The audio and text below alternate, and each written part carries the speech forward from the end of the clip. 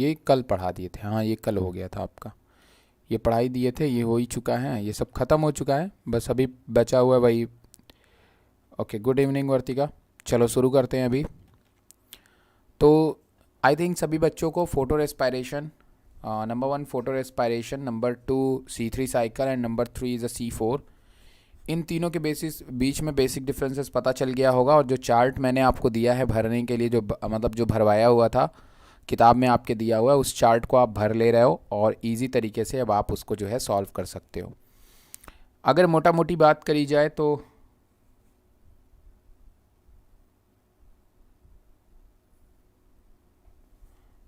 देखो जो है, लाइट रहती है तो ज़रूर पढ़ाएंगे, लाइट नहीं रहती है तो फिर नहीं पढ़ाएंगे। अभी लाइट है, अभी लाइट है, तो ये सिचुएशन है क्योंकि बारिश नहीं रुक रही ना यार, अगर लाइट कहीं की भी ख़राब हो सकती है। तो थोड़ा सा तुम लोग समझो ना, थोड़ा सा मैटर माहौल को समझो ना, ठीक है, थोड़ा माहौल को समझना ज़रूरी है यार तुम लोगों के।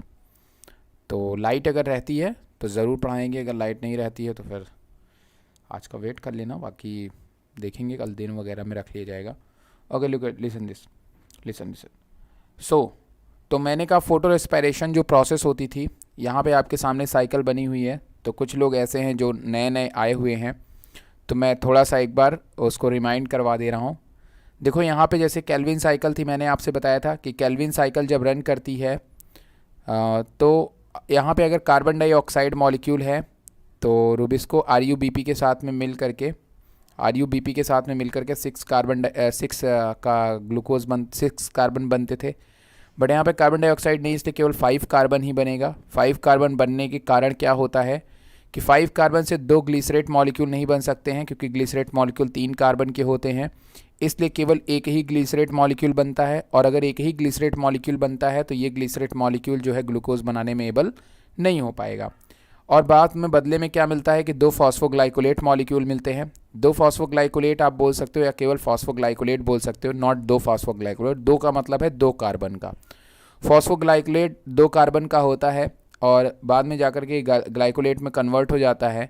यहाँ पे इंपॉर्टेंट बात यह है कि अगर फोटो रेस्पायरेशन की प्रोसेस नहीं होगी तो ये 2 कार्बन क्या हो जाना चाहिए था, एंड हो जाना चाहिए था। मतलब कि हर छः अगर यहाँ पे 6 ऑक्सीजन रहता तो 6 ऑक्सीजन रहने पे इसमें हमारे पास तकरीबन 12 कार्बन हमारे क्या हो जाते, कुर्बान हो जाते।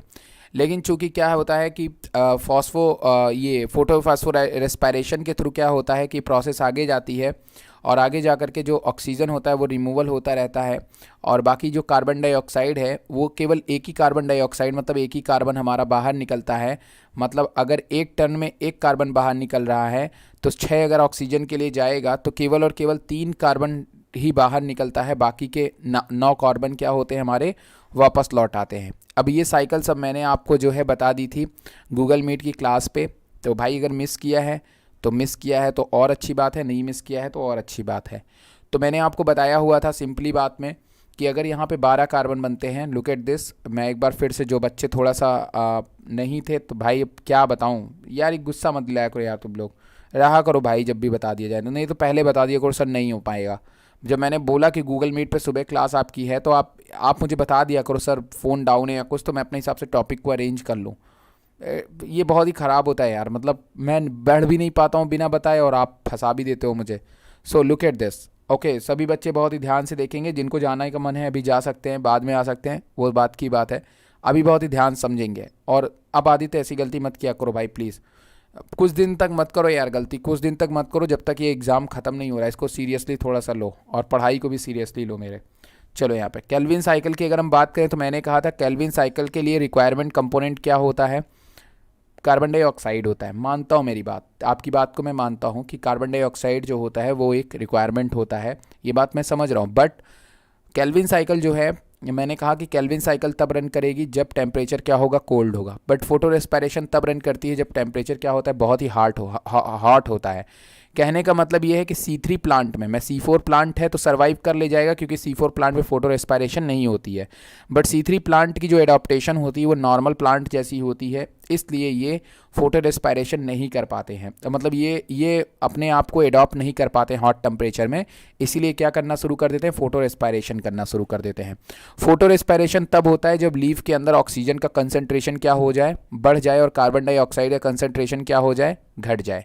जब ऑक्सीजन का कंसंट्रेशन बढ़ जाता है तो जो रुबिस्को एंजाइम होता है, रुबिस्को एंजाइम जो होता है, देखो रुबिस्को एंजाइम है और आरयूबीपी एक आपका कंपोनेंट है। आरयूबीपी एक कंपोनेंट है, मतलब एक मॉलिक्यूल्स है, ठीक है ना, समझना दोनों में अंतर है, ठीक है ना, ये दोनों को एक मत समझ लेना। रुबिस्को एक एंजाइम है। तो रुबिस्को एंजाइम क्या काम करता है कि अगर ऑक्सीजन मीजोफिल सेल के अंदर अगर ऑक्सीजन बढ़ गया, क्लोरोप्लास्ट मतलब इसको मीजोफिल मान लेना, अगर मीजोफिल सेल के अंदर ऑक्सीजन बढ़ गया तो रुबिस्को किसके साथ बाइंड कर जाएगा, ऑक्सीजन के साथ में। अगर ऑक्सीजन कम होगा तभी जाकर के ये कार्बन डाइऑक्साइड के साथ में बंधेगा। मैंने कहा था आपसे कि जो आरयूबीपी होता है हमारा, क्या होता है, जो हमारा आरयूबीपी होता है, आरयूबीपी जनरली हमारा दो रिएक्शंस किया करता है। एक होती है कार्बोक्सिलेशन। कार्बोक्सिलेशन तब होता है जब क्या होता है, कार्बन डाइऑक्साइड प्रेजेंट होती है। तो कौन सी प्रोसेस होती है, कार्बोक्सिलेशन होती है। बट जब आपकी कार्बन डाइऑक्साइड का कंसंट्रेशन लो रहेगा मीजोफिल सेल में और ऑक्सीजन का कंसंट्रेशन ज़्यादा रहेगा, तो ऑक्सीजन के कंसंट्रेशन ज़्यादा रहने के कारण रुबिस्को किसके साथ, sorry not RuBP, that's Rubisco कर लेना, जो रुबिस्को रहता है वो किसके साथ में जाकर के जुड़ जाता है, वो ऑक्सीजन के साथ में जाकर के जुड़ जाता है। तो जाहिर तौर पर अब ये क्या करेगा, ऑक्सीजनेशन करना शुरू कर देता है। क्या करना शुरू कर देता है, ऑक्सीजनेशन। तो फोटो रेस्पिरेशन में क्या होता है, ऑक्सीजनेशन होता है। C3 साइकिल में क्या होता है, कार्बोक्सिलेशन होता है। ये पढ़े हो ना, C3 साइकिल में कार्बोक्सिलेशन होता है। तो यस, यही बात आपको ध्यान में रखना है। Good evening Lakshmi. तो मैंने क्या कहा कि जो आपका फोटो रेस्पिरेशन है, फोटो रेस्पिरेशन में हमेशा क्या होगा, ऑक्सीजनेशन होगा। ऑक्सीजनेशन में क्या होगा, ऑक्सीजनेशन में रुबिस्को जो होगा, रुबिस्को किसके साथ में जुड़ेगा, रुबिस्को जुड़ेगा ऑक्सीजन के साथ में। जुड़ गया ना, ऑक्सीजन के साथ में रुबिस्को जुड़ेगा प्लस आरयूबीपी जुड़ेगा। तो ये बताओ, ऑक्सीजन के पास में कोई कार्बन है नहीं है, जीरो। और आरयूबीपी में के पास में कितने कार्बन होते हैं, हमेशा 5 कार्बन होते हैं ना। तो टोटल कितने हो गए, 5 कार्बन हुए ना। तो 5 कार्बन से कितने मॉलिक्यूल पीजीए बनेगा, पीजीए कितने कार्बन का होता है, 3 कार्बन का होता है। तो कितना पीजीए बनेगा, एक ही बनेगा ना, एक ही बनेगा कि नहीं बनेगा, एक ही पीजीए बन सकता है ना। बट अगर यहाँ पे कार्बन डाइऑक्साइड होती तो एक कार्बन यहाँ होता, तो ये कितना हो जाता, 1 और 5 6 हो जाता, 6 हो जाता तो कितने पीजीए बन जाते, 2 बन जाते, तब जाकर के ग्लूकोज बनता। बट चूंकि ये 5 है तो 5 से तो ये ग्लूकोज बनने वाला नहीं है। तो भाई 5 से ग्लूकोज नहीं बनने वाला, मतलब एक पीजीए तो चलो यूज हो गया, एक पीजीए है ना, तो पीजीए तो यूज हो जाएगा, एक पीजीए तो बन गया, पर तब भी 2 कार्बन बच रहे हैं ना। तो ये 2 कार्बन कहाँ जाएंगे, क्या ये खत्म हो जाएंगे, क्या ये कार्बन खत्म हो जाएंगे, इससे तो कार्बन का लॉस हो जाएगा। तो इस कार्बन के लॉस को बचाने के लिए प्लांट क्या करती है, फोटो रेस्पिरेशन चलाती है, जिससे कि कुछ कार्बन तो ये लॉस हो जाता है, बट कुछ कार्बन ही क्या कर जाते हैं, रिकवर कर जाते हैं। आदित्य समझ में आया, आदित्य कुछ समझ में आया आपको कि नहीं, आदित्य जवाब दो, आदित्य जवाब दो, आकृति जवाब दो, अगर थोड़ा मोड़ा पढ़ रहे हो तो हल्का फुल्का, या बाकी बच्चे रिवीजन कर लें, क्योंकि मान लो वहाँ पे थोड़ा सा फंस रहा था नेट वगैरह, तो अगर आपको दिक्कत हुई हो तो आप रिवीजन कर सकते हो, कोई दिक्कत नहीं है।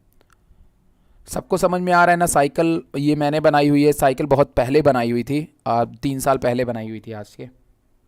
ओके ठीक है। तो देखो यहाँ पे पीजीए जो मॉलिक्यूल बना हुआ है ना हमारा, ये तो यूज़ हो जाएगा, चलो ठीक है, ये मान लिया यूज़ हो जाएगा, क्योंकि ये तो C3 साइकिल का ही एक कंपोनेंट है। बट जो ये बना हुआ है ना, ये C3 साइकिल का कंपोनेंट नहीं है। तो ये जो होगा, ये एक तरह का वेस्ट प्रोडक्ट है। क्या है, वेस्ट प्रोडक्ट है। बट वेस्ट प्रोडक्ट में भी यार आपके पास में क्या है, वेस्ट प्रोडक्ट में भी आपके पास में कार्बन है ना। तो मैंने यहाँ पे बोला कि केवल O2 है। तो अगर एक बात बताओ, अगर मैं यहाँ पे 6O2 कर दूँ, अगर मैं यहाँ पे 6O2 कर दूँ, तो आरयूबीपी मॉलिक्यूल कितना जुड़ेगा इसके साथ में, 6 ही जुड़ेगा ना। 6 आरयूबीपी मतलब 6 पंजे 30, 5 कार्बन का होता है ना, तो 6 पंजे 30 कार्बन हो जाएगा। और 30 कार्बन से जो पीजीए बनेगा, मैंने कितना बताया था आपको, 30 कार्बन से तकरीबन 6 पीजीए बनेगा, मतलब 18 कार्बन यूज, एंड 12 जो है वो क्या बनेगा, 6 क्या बनेगा आपका, फॉस्फोग्लाइकोलेट बनेगा।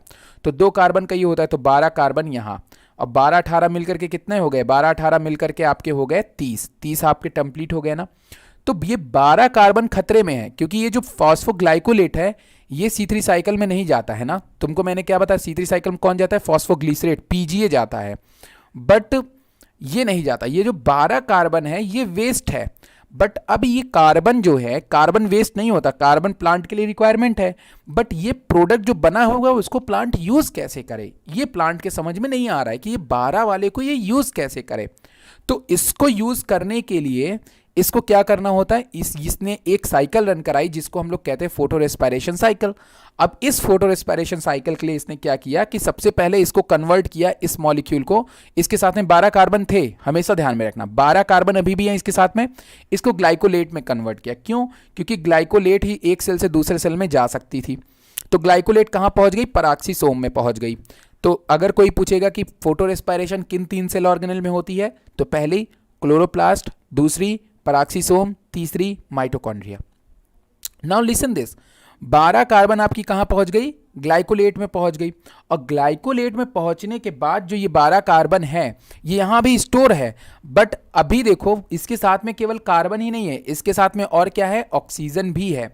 तो यहां पे जो ऑक्सीजन है वो पराक्साइड के रूप में क्या हो जाएगा? कुछ ऑक्सीजन का रिमूवल हो जाएगा, क्योंकि ऑक्सीजन को क्या करना है? ऑक्सीजन को प्लांट लीव्स के अंदर क्या करना है? कम करना है, क्योंकि ऑक्सीजन कम नहीं होगी तो ऑक्सीजनेशन फिर से चलना शुरू हो जाएगा ना। अगर ऑक्सीजन का कंसंट्रेशन हर बार ज्यादा रहेगा तो रुबिस्को किसके साथ जुड़ेगा? ऑक्सीजन के साथ जुड़ेगा ना। ये एनसीईआरटी में आपके बुक में लिखी हुई है कि अगर ऑक्सीजन का कंसंट्रेशन ज्यादा हुआ तो रुबिस्को किसको प्रायोरिटीज देगा? ऑक्सीजन को देगा। और ऑक्सीजन से तो ग्लूकोज नहीं बनेगी ना, हमेशा ध्यान में रखना। ऑक्सीजन अगर बना, ऑक्सीजन से ऑक्सीजनेशन हुआ तो ऑक्सीजनेशन से कभी ग्लूकोज नहीं बनती है। इस बात को लिख लो, यहीं पे एनसीईआरटी में लिखी हुई है। अगर ऑक्सीजनेशन, अगर लीफ के अंदर ऑक्सीजनेशन हुआ, और लीफ के अंदर ऑक्सीजनेशन क्यों बढ़ता है? मैंने आपको कहा था इवेपोरेशन के कारण, क्योंकि ये हाई टेम्परेचर में फोटो रेस्पिरेशन कहाँ चलता है? मैंने कहा था फोटो रेस्पिरेशन कहाँ चलता है? फोटो रेस्पिरेशन हाई टेम्परेचर में चलता है, और हाई टेम्परेचर के अंदर वो अपनी स्टोमेटा को क्या करेगा? बंद रखेगा। तो कार्बन डाइऑक्साइड लेगा? नहीं ले पाएगा ना। तो और अंदर हाई टेम्परेचर होने के कारण जो उसके अंदर वाटर है लीफ के अंदर, वो क्या होगा? ब्रेक होगा, इवेपोरेट होगा। तो जब वाटर ब्रेक होता है तो क्या निकलता है? ऑक्सीजन निकलता है ना। तो उस ऑक्सीजन को, स्टोमेटा ओपन ही नहीं है, ऑक्सीजन बाहर जा ही नहीं रहा है, तो लीफ के अंदर ऑक्सीजन का कंसंट्रेशन क्या हो जाएगा? बढ़ जाएगा ना। तो कौन सी प्रोसेस चलनी शुरू हो जाएगी? ऑक्सीजनेशन चलनी शुरू हो जाएगी ना। This is so easy pathway, एकदम इजी। तो 12 कार्बन अभी हमारे पास में है जो वेस्ट नहीं है। कार्बन वेस्ट नहीं है, waste is what? Waste is oxygen. हमें ऑक्सीजन बाहर निकालनी है, बट वो किसके साथ जुड़े हुए हैं? इस कार्बन के साथ में जुड़े हुए हैं। लुक एट दिस, इस कार्बन के साथ में जुड़े हुए हैं। तो कार्बन कुछ ना कुछ तो जाएगा यार भाई। देखो, अगर आपके शरीर के अंदर जो है, आप मान लो जुएं हैं या कुछ भी अगर है, तो भाई वो आपका खून तो पिएगा ही पिएगा ना, जब तक आप जुएं को निकाल के फेंक। पर जब आप जुएं को निकाल के फेंकते हो उसमें 1-2 बाल भी आपके टूट जाते हैं, बली चढ़ जाते हैं, तो कोई दिक्कत नहीं। तो ये जो ग्लाइकोलेट है फिर आगे गया, ग्लाइसिन में कन्वर्ट हुआ, ग्लाइसिन को ट्रांसफर किया गया माइटोकॉन्ड्रिया में। माइटोकॉन्ड्रिया में जब ट्रांसफर किया गया तो माइटोकॉन्ड्रिया में जाकर के हमारे 3, यहां पे जैसे मैंने कहा नहीं, एक ऑक्सीजन था ना, तो कार्बन डाइऑक्साइड का मॉलिक्यूल गया, बट अब यहां पे 3 कार्बन डाइऑक्साइड। टोटल कितने कार्बन डाइऑक्साइड का लॉस होता है? 3 कार्बन डाइऑक्साइड जो होते हैं वो 6 ऑक्सीजन अगर हमारे पास में है तो 3 कार्बन डाइऑक्साइड का क्या हो जाता है? लॉस हो जाता है। बाकी के 3 कार्बन गए ना, पहले कितने थे? 12 थे, 12 में से 3 चले गए तो कितने, सेरीन के पास में कितने बचे कार्बन? 9 कार्बन बचे। 9 कार्बन जो हैं वो वापस लौट करके हमारे मीजोफिल सेल्स में चले आते हैं, जो कि पीजे मॉलिक्यूल के साथ बाइंड करते हैं, बनाते हैं ग्लूकोज की नहीं बनाते हैं, इस पे अभी तक फंक्शन नहीं है, बट ये है कि ये कार्बन दोबारा यूटिलाइज कर दिए जाते हैं। मतलब एक तरह से फोटो रेस्पिरेशन की पाथवे चला करके हमने क्या कर दिया? 3 कार्बन का भले लॉस किया, 25% कार्बन तो लॉस कर दिया, बट 75% कार्बन हमने क्या कर लिया? बचा लिया।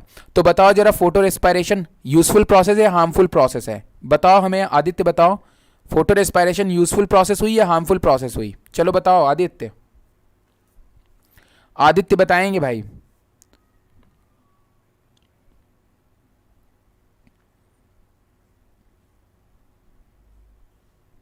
चलो आदित्य बताओ जल्दी से, तो समझ जाऊंगा कि आपको समझ में आ गया।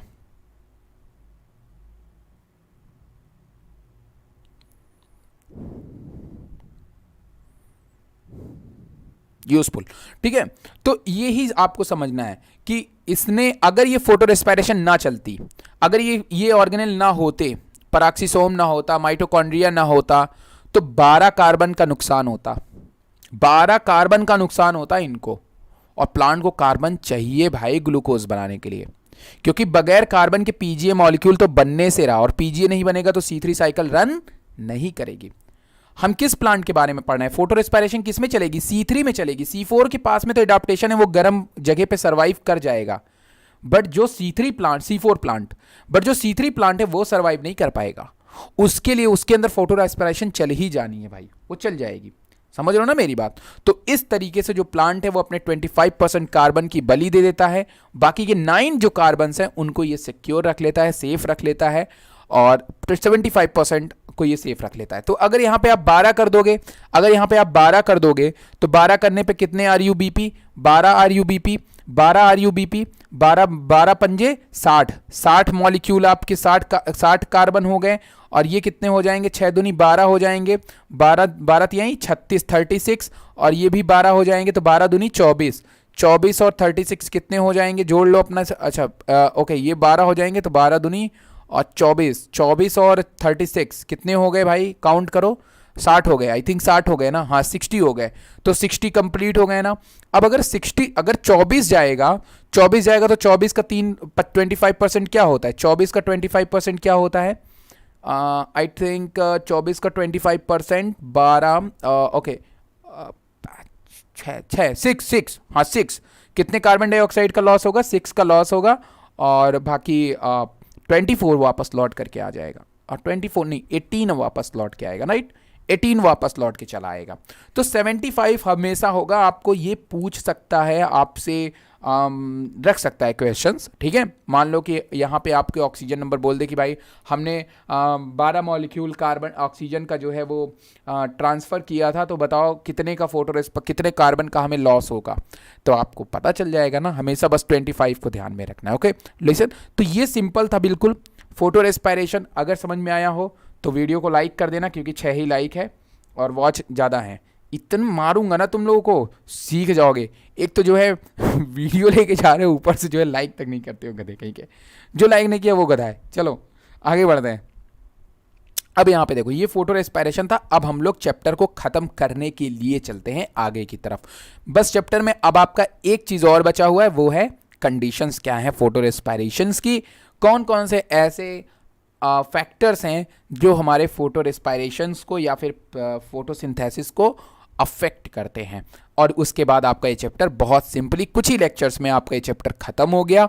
और ऑब्वियस सी बात है कि आपको पूरा चैप्टर समझ में आएगा, बट आप मुझसे प्रॉमिस करिए कि आप अपनी एनसीईआरटी को जा करके पूरे चैप्टर को ज़रूर पढ़ेंगे, क्योंकि ये चैप्टर अपने में बहुत इंपॉर्टेंट है, बहुत इंपॉर्टेंट है। कब इससे ज़्यादा क्वेश्चंस बन जाए ना हम जानते हैं ना आप जानते हैं, ठीक है ना? तो इस चैप्टर को ध्यान में रखिए, इसको अंडर एस्टिमेट मत करिएगा, तो और अच्छे से पढ़िए इसको, ठीक है? तो जल्दी से इस चैप्टर को ख़त्म करते हैं।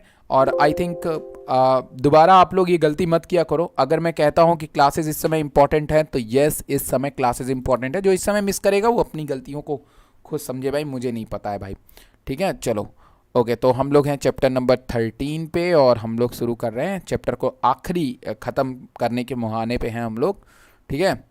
तो मैं थोड़ा सा देखता हूँ, 1 मिनट। ओके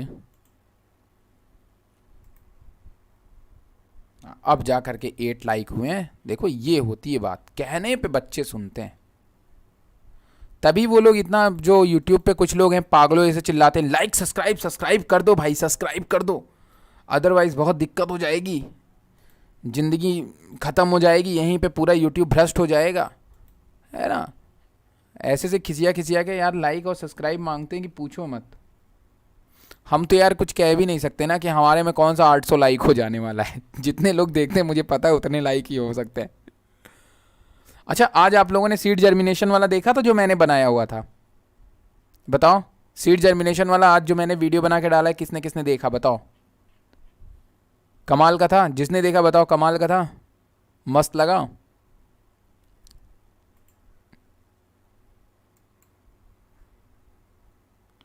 क्या अंजलि कितना लेट आए, चलो फिर भी सही आए। अभी तक हम अंजलि सुबह का ही पढ़ा रहे थे। हाँ मैंने काफ़ी मेहनत से उसको, असल में मैं आज बाहर निकला काफ़ी दिनों बाद, तो मैंने कहा कुछ तूफ़ानी करते हैं। ठीक है मैं आ रहा हूँ, 1 मिनट, आप तब तक आप लोग इसको देखते रहिए, मैं आ रहा हूँ।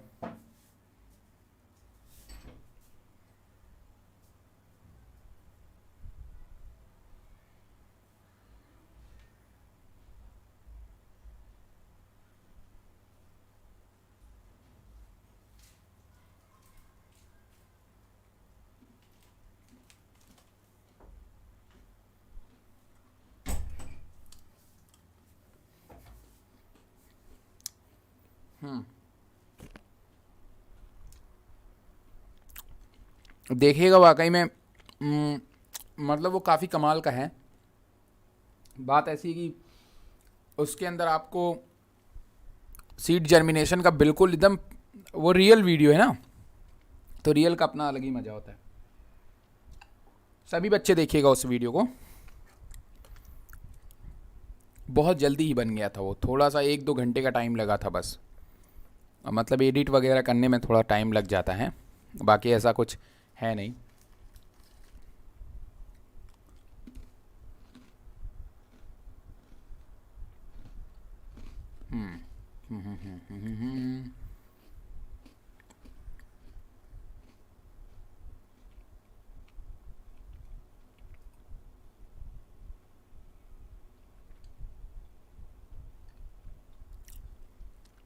मैं शायद पूरे यूट्यूब पे शायद ही ऐसा टीचर होऊंगा जो बच्चों के सामने खाते हुए पढ़ा रहा है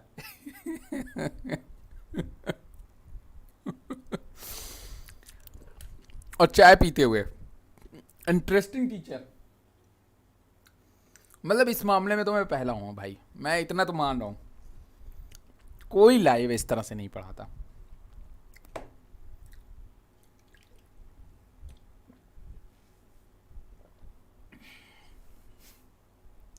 तुमने देखा है किसी को, तुम लोगों ने देखा है किसी को ऐसा करते?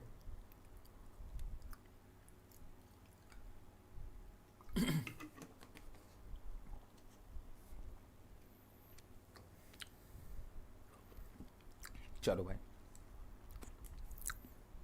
ओके सो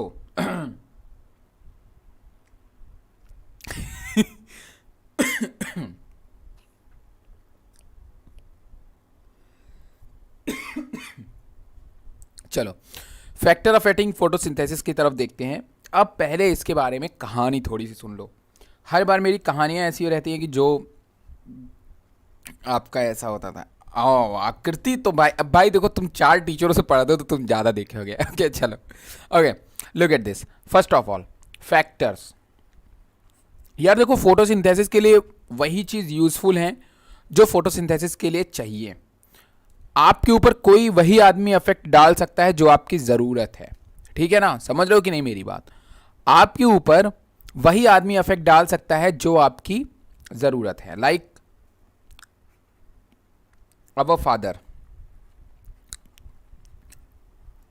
अगर फादर हैं तो काफ़ी काम इजी हो जाता है, फादर नहीं है तो काफ़ी काम इजी नहीं होता। फादर अच्छे हैं, फादर के पास में पैसे हैं, तो आप BMW से चल सकते हैं। ओके, मान लो फादर एवरेज हैं, एक वो सरकारी जॉब टाइप का करते हैं, तो आप भाई स्कूटी हो सकती है आपके पास में, ठीक है। और अगर फादर कुछ नहीं करते हैं तो मैं आपके पास में साइकिल हो सकती है, आपके पास में ढेरों ऑप्शंस है, मतलब लेकिन आपके पास में ऑप्शंस ढेरों होते हैं। साइकिल हो सकती है, ई रिक्शा हो सकता है, बस हो सकता है आपके पास में, कभी कभी दूसरे की मोटरसाइकिल से लिफ्ट भी हो सकता है, कभी कभी किसी के स्कूटी से लटक के आना भी हो सकता है। तो भैया आपके पास में ढेरों ऑप्शन है, और बाकी आपके पास में स्कूटी का भी सेकेंडरी ऑप्शन है अगर आप EMI पे चले तो, मेरे जैसे, ठीक है। तो कुल मिला के father affected more things in your life, ठीक है। मतलब आपकी लाइफ में बहुत सारी चीज़ें जो इफेक्ट होती हैं, that's your guardians, your father, anything else, but okay.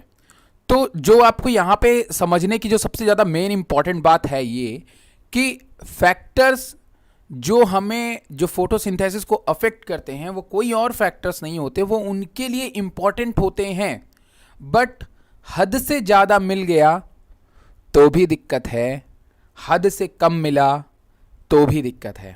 BMW चलोगे तो भाई कई दफ़े, मैं ऐसा नहीं कह रहा हूँ कि आप BMW चलने वाला हर इंसान बेवकूफ़ी है, ऐसा नहीं है। अगर आप BMW से चलोगे तो यस, इसमें नो डाउट है कि आपको थोड़ा मोड़ा उसकी आदत और लत पड़ सकती है, बट अगर आप स्कूटी से चलते हो तो आपको स्कूटी की लत तो नहीं लगने वाली मेरे भाई। ये ऐसा नहीं कि आपको कोई BMW ऑफर करे और आप जो है स्कूटी, हम तो भाई स्कूटी से ही जाएंगे, ऐसी बातें नहीं है, ठीक है ना।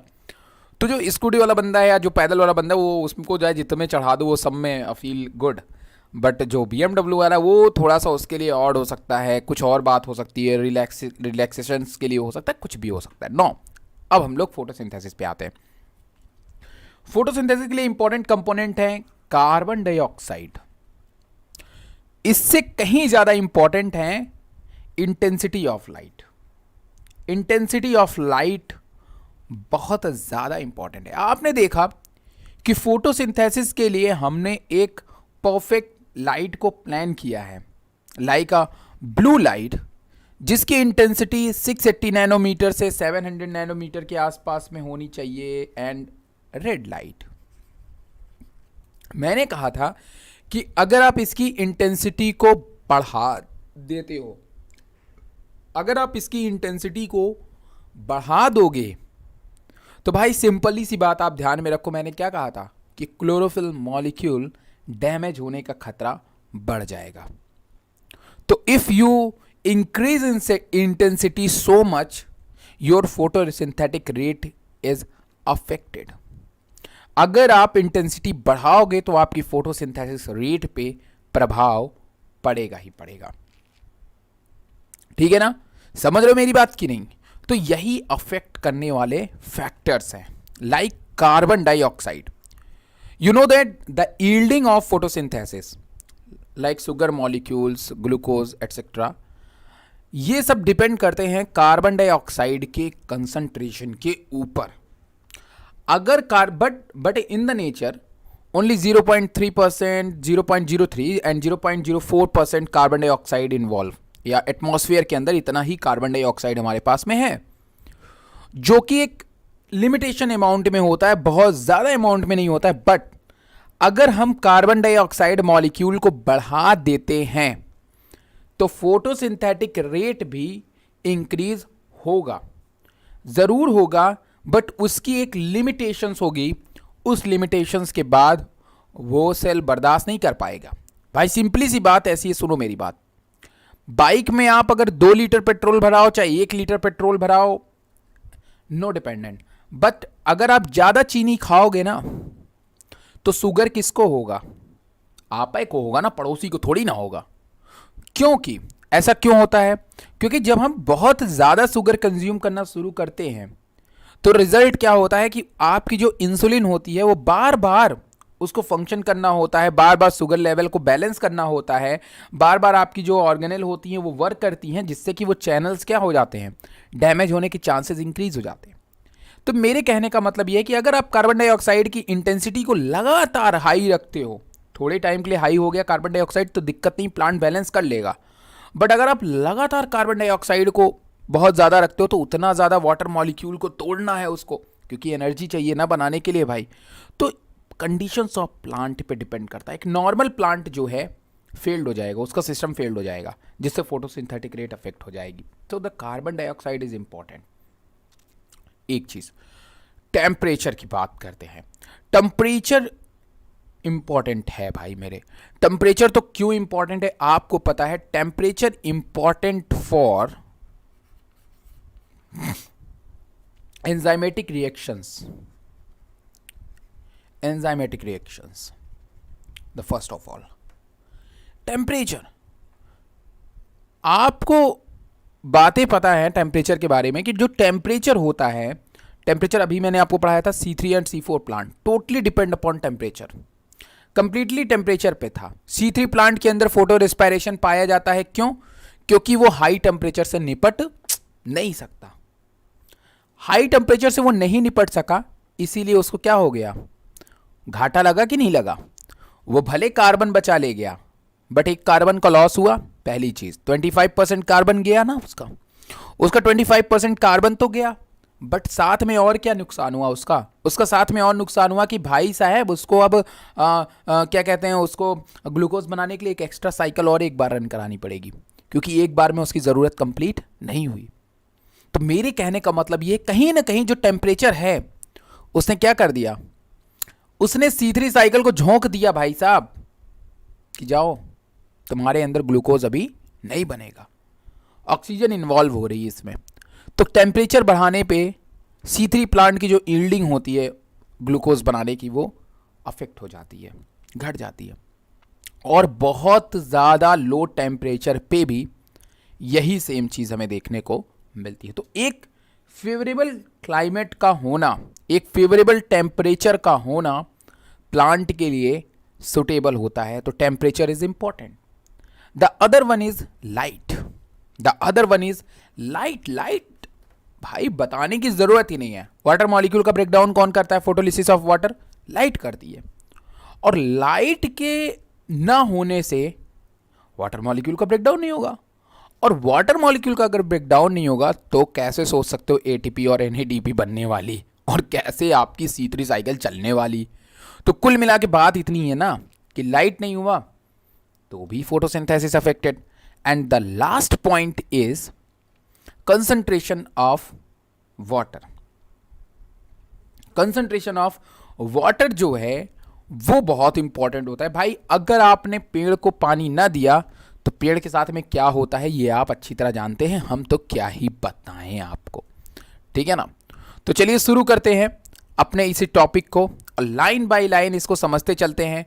कुछ बातें कहानियों की तरह है, मैं आपको बता दूंगा। कुछ बातें ऐसी हैं जो आप खुद भी पढ़िए, इंजॉय करिए, मज़ा करिए इस चैप्टर का। और चलिए शुरू करते हैं फिर इस चैप्टर को, और आगे देखते चलते हैं कि क्या क्या चीज़ें इसके अंदर हमें पढ़नी है, ठीक है ना। और बाकी इस चैप्टर को हम लोग जल्दी करते हैं आज ख़त्म, ताकि भाई आप भी फुर्सत होकर के आराम से फोटोसिंथेसिस ख़त्म करके सो, और हम भी फुर्सत होकर के नए चैप्टर की तैयारी करें भाई, ठीक है। चलो तो पहले मैं इसको सबको इरेज कर दे रहा हूँ ताकि फाइनली हम लोग इसको आगे की तरफ शुरू करते हैं। ओके, तो जितनी बातें मैंने आपको बताई अभी तक आपको समझ में आ गई होंगी। कुछ मैंने खास नहीं बताया, जो मैंने पढ़ाया है वही मैंने बताया है।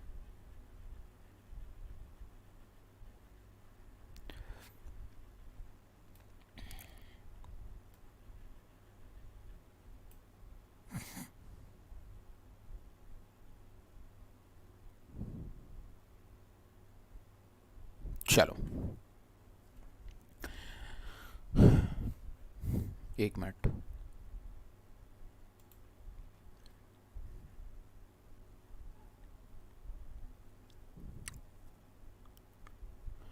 And understand of factor that affect photosynthesis is necessary. The rate of photosynthesis is very important in determining the yield of plant include crop plants. Yielding का मतलब आप समझ रहे हो ना, जो प्लांट है कितनी अच्छी तरीके से सीड वगैरह बना रहा है, क्या कर रहा है, मतलब प्लांट की ग्रोथ, यील्डिंग इज नोन, ठीक है। तो photosynthesis is under the influence of several factors. अगर कुछ फैक्टर्स हैं वो हमारे प्लांट को जो हैं या फोटोसिंथेसिस को जो हैं वो अफेक्ट करते हैं, बोथ इंटरनल एंड एक्सटर्नल। वो इंटरनल भी हो सकते हैं, वो एक्सटर्नल भी हो सकते हैं। जैसे कि the plant factors include the number, size, age and orientation of leaves. Important important भाई। अगर लीफ का, जैसा मैंने आपसे कहा था कि अगर आप ऐसे प्लांट देखो जहाँ पे बहुत ज़्यादा बारिश भी होती है, बहुत ज़्यादा धूप भी होती है, वहाँ की लीव्स क्या होते हैं, बहुत ज़्यादा बड़े बड़े होते हैं, बहुत ज़्यादा बड़े बड़े होते हैं। वाई? ताकि मैक्सिमम लाइट वो क्या कर सके, कंज्यूम कर सके। तो लीफ की साइज़ बड़ी होगी तभी तो मैक्सिमम लाइट वो क्या कर पाएगी, कंज्यूम कर पाएगी ना। लेकिन अगर लीफ की साइज़ बड़ी नहीं हुई तो मैक्सिमम लाइट को वो कंज्यूम नहीं कर पाएगी। तो द रीज़न इज दैट कि भाई लीफ की शेप, साइज, नंबर, उसकी एज, ये सब चीज़ें जो है, उसका ओरिएंटेशन, ये सब चीज़ें फोटोसिंथेसिस को अफेक्ट करती हैं। अगर लीफ की साइज़ बहुत बड़ी है तो नंबर ऑफ क्लोरोफिल मॉलिक्यूल भी उनके अंदर बहुत ज़्यादा होंगे, तो नंबर ऑफ फोटोसिंथेटिक रेट भी क्या होगा, बहुत ज़्यादा होगा। ज़्यादा से ज़्यादा लाइट को कैप्चर करेंगे, ज़्यादा से ज़्यादा स्टोमेटा होगा तो ज़्यादा से ज़्यादा कार्बन डाइऑक्साइड को कंज्यूम करेंगे, और ज़्यादा से ज़्यादा प्लांट को न्यूट्रिशन प्रोवाइड कराएंगे, तो प्लांट भी बड़े बड़े होंगे। But in the condition of dessert condition को अगर आप लोगे तो डिजर्ट कंडीशन की लीफ का जो साइज़ है भाई वो तो आपको पता है कि कैसी होती है। या तो बबूल जैसी प्लांट होगी जिसमें लीफ बहुत छोटी छोटी होती है, या तो कुछ और इस तरीके से। तो मेरे कहने का मतलब भाई इतना है कि जो प्लांट है उसके साइज, शेप और नंबर जो है डिपेंड करती है कि वो फोटोसिंथेटिक रेट कितनी तरीके का होगा और प्लांट कितना बड़ा होगा। Mesophyll cells and chloroplast, internal carbon dioxide concentration and amount of chlorophyll, ये सभी इंटरनल फैक्टर्स है। लाइक मेसोफिल सेल्स की अगर हम बात करते हैं, उनका स्ट्रक्चर ले लो आप, क्लोरोप्लास्ट ले लो आप, इंटरनल कार्बन डाइऑक्साइड का कंसंट्रेशन ले लो आप भाई, कंसंट्रेशन कार्बन डाइऑक्साइड का तो बहुत ज़रूरी है। अगर अंदर कंसंट्रेशन ज़्यादा नहीं हुआ तो ऑक्सीजनेशन चलेगा, और ऑक्सीजनेशन चलेगा तो फोटोसिंथेसिस तो ऐसे ही घट जानी है।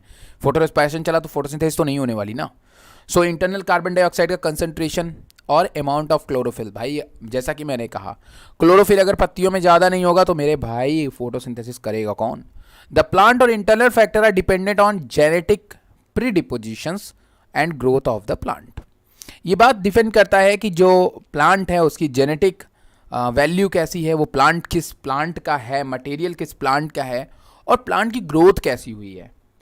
और प्लांट की ग्रोथ के लिए केवल फोटोसिंथेसिस तो होता नहीं, उसमें कई मिनरल्स यूज़ होते हैं, है ना। मिनरल्स वाला चैप्टर आपका बचा हुआ है तो उसको भी थोड़ा सा पढ़ाऊंगा, बहुत इंपॉर्टेंट चैप्टर है, एक आध क्वेश्चन टपक आता है उससे हमेशा भाई, तो वो हम लोग एक चार्ट के मीडियम समझेंगे, वो समझ में आ जाएगा, उसकी कोई दिक्कत नहीं, छोटा चैप्टर है। सो pre depositions and growth of the plant, ये सारी चीज़ें डिपेंड करती हैं हमारे इन सभी फैक्टर्स के ऊपर। The external factor would include availability of sunlight, ये सभी एक्सटर्नल फैक्टर हैं जो आपको दिखाई दे रहे हैं। पहली बात, एक्सटर्नल फैक्टर अंडरलाइन करिएगा, एक्सटर्नल फैक्टर कौन कौन से हैं, जैसे availability of sunlight, temperature, carbon dioxide concentration and water, जिसके बारे में मैंने अभी आपको बता दिया कि ये किस तरीके से हमारे फोटोसिंथेसिस को नुकसान पहुंचा सकते हैं, फायदा पहुंचा सकते हैं। अगर सनलाइट अच्छी है तो प्लांट में भाई अच्छा खासा मतलब क्या कहते हैं कि फोटोसिंथेसिस होगा। बट यहाँ पे ना आपको एक और चीज़ जाननी पड़ती है जो आपकी शायद सिलेबस में आई थिंक नहीं है, देखना पड़ेगा। Long day plant LDP and the short day plant. आप कहोगे सर ये क्या है sir, long day plant, short day plant, extreme plant, ये सब क्या है सर। अब देखो यहाँ पे क्या है कि लॉन्ग डे प्लांट जो होते हैं भाई, ये ऐसे प्लांट होते हैं जिनको ज़्यादा सनलाइट की ज़रूरत पड़ती है, मतलब ये ज़्यादा देर तक दिन में रहते हैं। और शॉर्ट डे प्लांट होते हैं, ये छोटे टाइम तक के होते हैं, ये भाई थोड़े टाइम के लिए दिन में रहते हैं और बाकी टाइम रात में इनकी एडॉप्टेशंस होती है ज़्यादा अच्छी।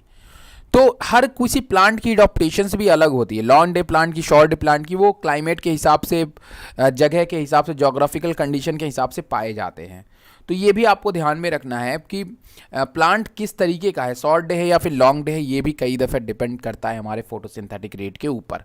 मान लो भाई शॉर्ट डे प्लांट को अगर आप ज़्यादा देर धूप में लगा दोगे तो भी ये ख़त्म हो जाएगा, और अगर आप लॉन्ग डे प्लांट को कम सनलाइट में लगाओगे तो भी ये ख़त्म हो जाएगा। तो भैया ये जब आपको थोड़ा सा जान करके रखना होता है प्लांट के टाइम पे कि वो किस टाइप का प्लांट है। तो availability of sunlight, temperature depend करता है, ये सब मैंने आपको बता दिया है। कहते हैं as a plant photosynthesis all these factors will simultaneously affect its rate, मतलब ये एक साथ जो है आपके प्लांट पे अफेक्ट डाल सकते हैं, उसके फोटोसिंथेटिक रेट पे अफेक्ट डाल सकते हैं। Hence the several factor interact the simultaneously affect photosynthesis और कार्बन डाइऑक्साइड फिक्सेशन, ये एक साथ आपके फोटोसिंथेसिस पे अफेक्ट डालेंगे ही, साथ में आपके कार्बन डाइऑक्साइड फिक्सेशन को भी घटाएंगे। बट यहां पे एक बात बहुत इंपॉर्टेंट है, साथ में कैसे, साथ में कैसे, चलिए आइए एक एग्जांपल देखते हैं। सुनिए इधर, बहुत ध्यान सुनिएगा मेरी बात को, चलिए बहुत ध्यान से देखिएगा, साथ में कैसे।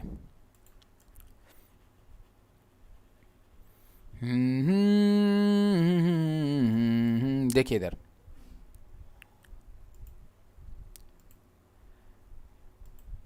मान लीजिए भाई हमने प्लांट को बहुत कम वाटर दिया, लो वाटर कंसंट्रेशन। प्लांट को पता है यार कि